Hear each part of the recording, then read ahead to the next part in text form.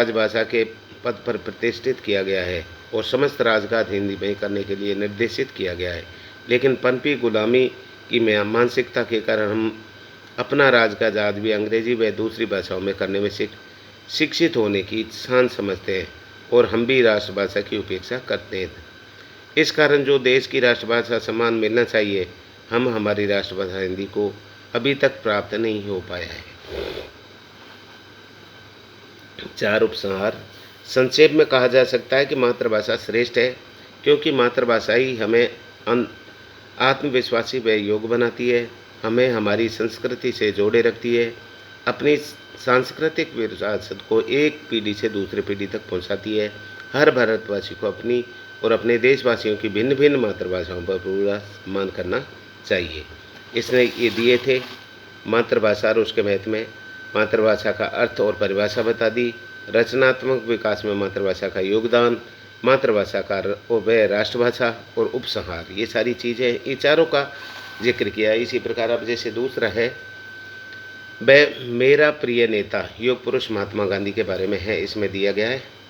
अर्थात नेता का अर्थ है चल पड़े जिधर जो डगमग में, चल पड़े कोटि पग उसी ओर, पड़ गई जिधर भी एक दृष्टि, उठ गए कोटि द्रग उसी ओर। सोनलाल द्विवेदी द्वारा लिखा गया है। कवि द्विवेदी जी ने उपरोक्त सिद्धा में भाव योग पुरुष महात्मा गांधी के प्रति व्यक्त किए हैं, जो सच्चे अर्थों में हमारे लिए प्रिय नेता थे। नेता का अर्थ है नेतृत्व करने वाला। जो अपने सत्य कार्यों से समाज और देश का नेतृत्व करता है, वही सच्चे अर्थों में नेता कहलाता है। परमार्थ भाव से युक्त महात्मा गांधी की तरह हमारे देश में कई नेता हुए, जिन्होंने अपने सत्कर्यों और सत्य प्रयासों से देश और समाज की प्रगति में अविश्वसनीय योगदान दिया है। परिणाम स्वरूप हम आज स्वाभिमान पूर्वक स्वतंत्र श्वास ले रहे हैं और देश व समाज का निरंतर प्रगति पथ पर विभिन्न क्षेत्रों में बढ़ा रहे हैं। दूसरा, राजनीति की राजभाषा। राजनीति की परिभाषा देश व समाज के हित में शासन द्वारा जिस नीति का निर्धारण किया जाता है, सामान्य अर्थ में ही उसे राजनीति कहा जाता है। स्वतंत्रता के पश्चात निर्मित संविधान के अंतर्गत देश में और समाज के विकास के हित में शासन द्वारा समय समय पर अनेक नीतियां बनाई जाती हैं। ये सभी नीतियां राजनीति के अंतर्गत आती हैं। इनका मूल उद्देश्य विकास पर ही आधारित होता है। ये अलग बात है कि आज के राजनीतिक भ्रष्ट नेता देश और समाज की प्रगति की ओर उतना ध्यान नहीं देते हैं जितना अपना स्वार्थ पूर्ति पर। प्रिय नेता का नाम व परिचय। जैसा कि पूर्व में कहा जा चुका है कि हमारे प्रिय नेता का नाम महात्मा गांधी था। हिंसा के बदले अहिंसा की लाठी लेकर चलाने वाले इस नेतृत्वकर्ता पुरुष का जन्म 2 अक्टूबर सन 1969 को गुजरात प्रांत के काठियावाड़ के पोरबंदर नामक स्थान पर हुआ था। इनका बचपन का नाम मोहनदास करमचंद गांधी था। 13 वर्ष की अवस्था में ही इनकी कस्तूरबा से शादी हो गई थी। गांधी जी ने सन 1877 में हाई स्कूल परीक्षा पास की तथा सन 1888 में बैरिस्टरी प्राप्त करने के लिए इंग्लैंड चले गए। बैरिस्टर बनकर 1892 में वापस आए और देश सेवा में लग गए। एक बार उन्हें एक मुकदमे की पैरवी के लिए अफ्रीका जाना पड़ा। उन दिनों अफ्रीका में भारतीयों के प्रति बड़ाई अपमानजनक रवैया अपनाया जाता था। इसे वह सहन नहीं कर सके और उन्होंने अंग्रेजों के विरुद्ध सत्याग्रह आंदोलन छेड़ दिया। सफल भी हुए। अफ्रीका से लौटकर गांधी जी देश सेवा में जुट गए और अहिंसा व सत्य का सहारा लेकर देश की स्वतंत्र बेड़ियों से मुक्त कराया।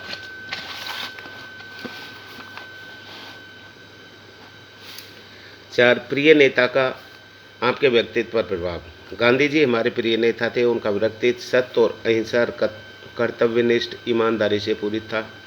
वे सादा जीवन, उच्च विचार के पोषक, निर्भीक और साहसी थे। इनके साथ ही थे वे हिंदू मुस्लिम एकता के पक्षपाती थे। वे सद्गुणों की खान थे। उनके व्यक्तित्व के समाये हुए उन सभी सद्गुणों का प्रभाव हमारे व्यक्तित्व और प्रत्यक्ष और अप्रत्यक्ष रूप से पड़ा अनुभव किया जा सकता है, क्योंकि हम हमेशा ही उनके बताए रास्ते पर चलने वाले का प्रयास करते हैं।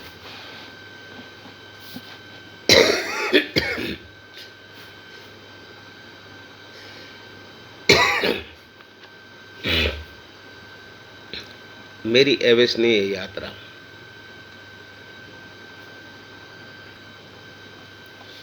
अपना परिचय। मैं 10वीं कक्षा का छात्र हूँ और राजकीय माध्यमिक विद्यालय में अध्ययन करता हूँ। यह विद्यालय हमारे गांव के पास ही स्थित है। हमारा पूरा गांव परिवार गांव में ही रहता है। हमारे बड़े परिवार में दादा दादी, चाचा चाची, ताऊ ताई, माता पिता के साथ 2 भाई, 1 बहन भी रहते हैं। मेरे पिता के अलावा शेष पुरुष परिवारीजन खेती का कार्य करते हैं। मेरे पिताजी राजकीय विद्यालय में अध्यापक हैं। भाई और बहन अध्ययन है। मैं भी विद्यालय में आने के बाद घर वालों के साथ खेती में हाथ बटाता हूँ। घर का भी काम करता हूँ। शेष समय पढ़ता हूँ और खेलता हूँ। 2, आपके द्वारा की गई यात्राओं का ब्यौरा। पढ़ने लिखने के साथ मुझे यात्रा करने का शौक है। जब भी विद्यालय में अवकाश होता है, पिताजी से आज्ञा लेकर यात्रा पर किसी न किसी परिचित के साथ चला जाता हूँ, क्योंकि यात्रा करने में मुझे बहुत ही आनंद की अनुभूति होती है। अब तक मैंने अवकाश के दिनों में कई पास और दूर की यात्राएं की, जैसे पुष्कर की यात्रा, चित्तौड़ की यात्रा, रामदेवरा की यात्रा, दिलवाड़ा की यात्रा, केलवाड़ा की यात्रा आदि। ये सभी यात्राएं मेरे द्वारा बस या रेलगाड़ी की सुविधा के अनुसार की गई।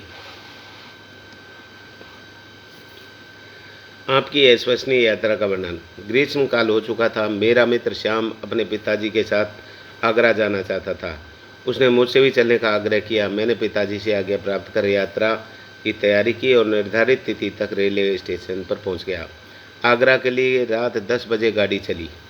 मैं श्याम और उसके पिताजी के साथ गाड़ी में बैठ गया। गाड़ी में स्थान मिल जाने से हम प्रसन्न थे।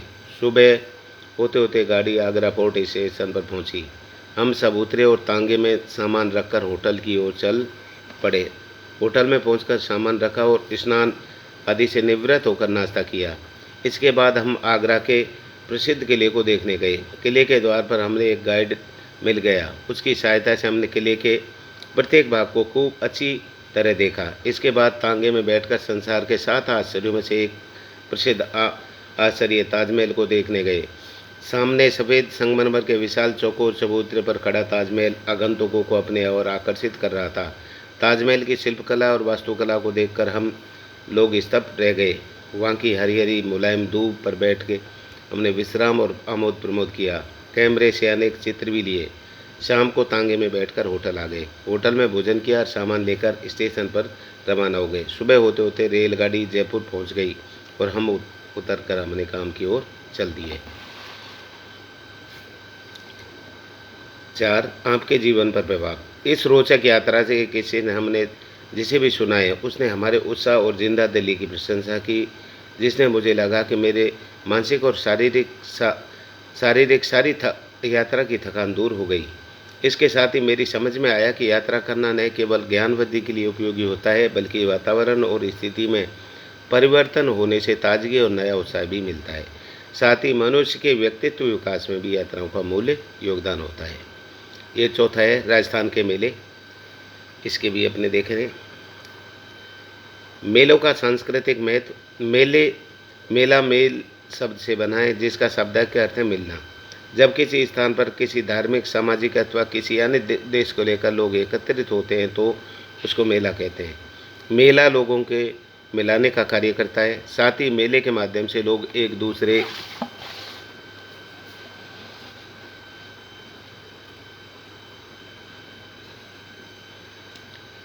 की संस्कृति से परिचित होते हैं, उससे मिलकर संबंध जोड़ते हैं। अतः इन मेलों को अपना सांस्कृतिक महत्व होता है। दूसरा, मेलों का आर्थिक महत्व। मेले सामाजिक और आर्थिक दृष्टि से अत्यंत महत्वपूर्ण हैं। मेलों में लोग दूर दूर से आकर एक दूसरे से मिलते हैं तथा वहाँ से अपनी अपनी आवश्यकता की चीज़ें खरीदते हैं। गाँवों के आसपास लगने वाले मेले छोटे छोटे बाजार का रूप लिए हुए होते हैं। ये मेले एक दूसरे की आवश्यकता की पूर्ति करते हैं और उनको संतोष प्रदान करते हैं। इन आयोजित होने वाले मेलों में अर्थ का आदान प्रदान होता है। इस कारण मेलों का अपना आर्थिक महत्व है। तीसरा, राजस्थान के प्रसिद्ध मेले। राजस्थान के विशेष धार्मिक पर्वों पर तीर्थ स्थानों पर मेले निर्धारित समय पर बढ़ते हैं। इन प्रसिद्ध मेलों में पुष्कर, दिलवाड़ा, परवसर, अलवर, भरतपुर, धौलपुर, करौली, गोगामेडी आदि के मेले प्रमुख हैं। इन मेलों का आयोजन अपने अपने निर्धारित समय और मान्यता के अनुसार होता है। 4, उक्त मेलों का पौराणिक कथाएं। उक्त मेलों के साथ उनकी पौराणिक कथाएं जुड़ी होती हैं, जिनसे इन मेलों को धार्मिक मान्यता और आस्था बढ़ जाती है। ये मेले अपनी उसी आस्था के अनुसार निर्धारित स्थल पर निर्धारित तिथि पर आयोजित किए जाते हैं, जैसे पुष्कर का मेला कार्तिक में, दिलवाड़ा का मेला चैत्र में, पर्वतसर का मेला भादों में, कोलायत का मेला कार्तिक में, चारभुजा मेवाड़ का मेला भादों में, केसरियानाथ दुलेद में मेवाड़ का मेला चैत्र में, रामदेवरा पोखरन जोधपुर का मेला भादों में, श्री महावीर जी का मेला चैत्र में, रानी सती झुंझुनू का मेला भादों में, केलवाड़ा कोटा का मेला वैशाख में बढ़ता है। इन प्रमुख मेलों के अलावा राजस्थान में अनेक अन्य मेले भी स्थानीय मान्यता और पौराणिक कथाओं के आधार पर बढ़ते हैं। इन आयोजित किए जाने वाले मेलों को अपना ही महत्व है। प्रश्न 22, स्वयं को आदर्श नगर बीकानेर का नीरव मानते हुए अशोकनगर जयपुर निवासी अपने मित्र को बहन की शादी में बुलाने हेतु निमंत्रण पत्र लिखिए। 4 नंबर का है। पहले आप अपना एड्रेस 10 लिख दीजिए। आदर्श नगर बीकानेर, दिनांक 21 नवंबर 2023। प्रिय अजय, नवंबर, आपको ये जानकर हर्ष होगा कि दिनांक 30 नवंबर 2023 को मेरी बहन की मुन्नी का शुभ विवाह प्रोफेसर सुधांशु मित्तल, सुपुत्र श्री हिमांशु सिंगल, जिला शिक्षा अधिकारी बीकानेर के साथ होने जा रहा है।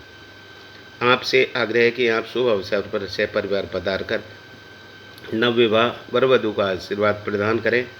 आप इस निमंत्रण को औपचारिक न समझें। आपको उक्त तिथि से एक दिन पूर्व अवश्य यहाँ पहुँच जाना चाहिए। आपके आ जाने से हमें उचित परामर्श और सहायता मिल सकेगी। आशा ही नहीं, पूर्ण विश्वास है कि आप सपरिवार पधार कर अनुग्रहित करेंगे। आपके आने की प्रतीक्षा में आपका स्नेही मित्र नीरव। या आप इसको नहीं करें तो अथवा में ये है, अपने प्रधानाचार्य को अंग्रेजी विषय के अध्यापक का पद रिक्त होने के कारण कोई अतिरिक्त व्यवस्था हेतु प्रार्थना पत्र लिखते हुए कक्षा अध्ययन की वस्तु स्थिति से अवगत कराइए। 4 नंबर का है आपका।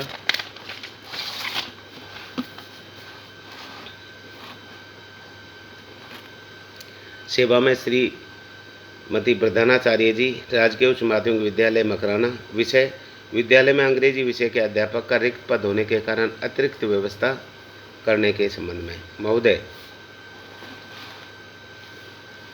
निवेदन है कि लगभग 2 माह से हमारी कक्षा में अंग्रेजी विषय के अध्यापक की कमी के कारण अध्यापन व्यवस्था बाधित हो रही है। इस विषय के कालांश में जो अन्य अध्यापक आते हैं वे अंग्रेजी विषय के अध्यापक न कराकर अपने अपने विषय का ही अध्यापन करा जाते हैं। इस कारण कक्षा में अंग्रेजी विषय की पढ़ाई नहीं हो रही है। अतः आपसे प्रार्थना है कि विषयाध्यापक की कमी दूर करने के लिए अंग्रेजी विषय के अध्यापक की स्थायी व्यवस्था करने की कृपा करें, जैसे हमारा उक्त विषय का अध्ययन कार्य सुचारू रूप से संचालित हो सके, समय पर हमारा विषय पाठ्यक्रम भी पूरा हो सके। आशा है कि आप हमारी इस प्रार्थना पर अविलंब ध्यान देकर अनुग्रहित करेंगी। दिनांक 10 अक्टूबर 2023। प्रार्थी कक्षा नायक या मॉनिटर कक्षा 10, राजकीय उच्च माध्यमिक विद्यालय मकराना। प्रश्न 23 है, नव अंकुर विधवा महिला सहायता संस्था जयपुर द्वारा बनाए गए कारपेट की बिक्री हेतु एक विज्ञापन है। विज्ञापन आपने ये सुनहरा अवसर, 30% की छूट, बम्पर सेल, ये शब्द आकर्षित करने के लिए लिख दिए। नव अंकुर विधवा महिला सहायता संस्था द्वारा बनाए गए कारपेट की बम्पर सेल से पधारिए। मन भावन कारपेट को 30% छूट के साथ ले जाइए। सुनहरा मौका मत खोइए। ये मोटे अक्षरों में थोड़ा लिख दें। अवसर ने निकल गया तो हाथ मलते रह जाओगे। स्थान संस्था प्रांगण, दिनांक 20 अक्टूबर से 23 अक्टूबर तक, समय प्रातः 11 बजे शाम 7 बजे तक। आयोजक नव अंकुर संस्था। मोबाइल नंबर ये इस टाइप से लिख दें अथवा ये कर लें। आपके विद्यालय में SUPW शिविर में निर्मित अनुपयोगी सामग्री के उपयोगी सामग्री बिक्री तो एक विज्ञापन लिखिए। सुनहरा मौका पंपलेट इस टाइप से बनाएं। विद्यालय में SUP शिविर में अनुपयोगी सामग्री से निर्मित उपयोगी सामग्री की बिक्री हेतु लगी प्रदर्शनी में आइए। मन भावन सामग्री को उचित मूल्य पर खरीद कर ले जाइए। आपके घर की शोभा बढ़ाइए। पधार कर छात्रों का उत्साहवर्धन कीजिए। दिनांक 15 अक्टूबर 2023, समय 11 प्रातः बजे से शाम 5 बजे तक। बिक्री केंद्र विद्यालय परिसर, Shastri Nagar. Thank you. Like करें, शेयर करें, सब्सक्राइब करें। इस पेपर को अच्छी तरह 2-3 बार सुन लेंगे तो आपको बहुत सारे प्रश्नों का हल हो जाएगा और उस विषय वस्तु का अच्छी तरह से उसके संपर्क तक पहुंच जाओगे। Thank you. लाइक करें, शेयर करें, सब्सक्राइब करें।